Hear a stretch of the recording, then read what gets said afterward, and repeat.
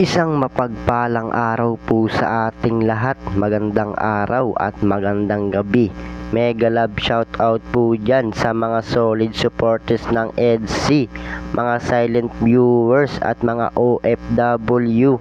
Shoutout po at kumusta po kayo? Welcome po muli sa aking munting YouTube channel. New update. Wow, Beyonce, mayroon palang hindi makakalimutan.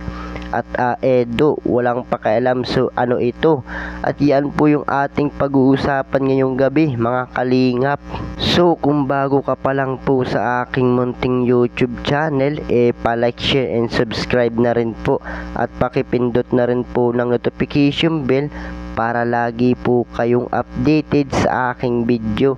At paalala rin po, bago po tayo magbigay ng ating mga opinion, pakitapusin po muna ang kabuuan ng video para akmang ating mga komento. At lagi din po nating suportahan ang founder ng Kalingap at nag-iisang ama ng Kalingap na si Kuya Bal Santos Matubang at Kalingap Rab. Yung sa araw-araw po nilang pagtulong atin pong suportahan, nang sa ganon marami pa po sila malingap, lalong lalo na nga po dyan yung mga kapos sa pangangailangan ay malingap nila.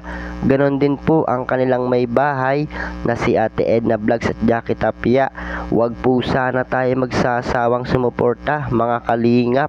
So balik tayo sa ating pag-uusapan. Grabe naman talaga, Beyonce, mayroon palang hindi malilimutan. Ano kaya ito, mga kalingap? Sa tinagal-tagal nga po ng pagsasama ni Edo at ni Beyonce, halos lahat naman po ay kanilang naranasan sa kanilang pagsasama. Lagi ay maraming memories na po ang naganap sa kanilang dalawa. Maraming pagsubok ang nalampasan. So heto na nga po, Beyonce, may hindi na makalimutan. Isa na po pala dyan yung mga time na sinasama o nakakasama niya sa pag-i-scout si Papa Eds.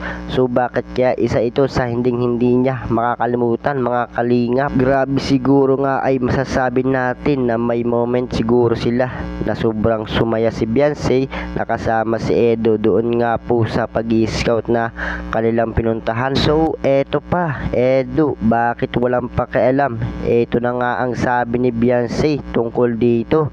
So kaya pala minsan ay walang pakialam dito kay Beyonce, at minsan din naman daw po ay sobrang sweet nito sa kanya. Syempre nauunawaan naman po ni Beyonce na kung bakit nga po minsan nawawala nga yung attention ni Edo kay Beyonce, mga kalingap. At isa nga po na dahilan dyan meron na din iniintindi si Edo, at yun po ay nakikita naman natin minsan sa mga vlog ni Edo kung ano nga po yung mga pinagkakaabalahan niya. At gaya nga po ng sabi ng iba, si Papa is daw po ay merong hindi maintindihan ang ugali minsan. So syempre, mga kalingap, si Beyonce lang po ang nakakaintindi kay Papa Eds. At dahil mahal niya nga po ito, inuunawa na lang po niya, mga kalingap.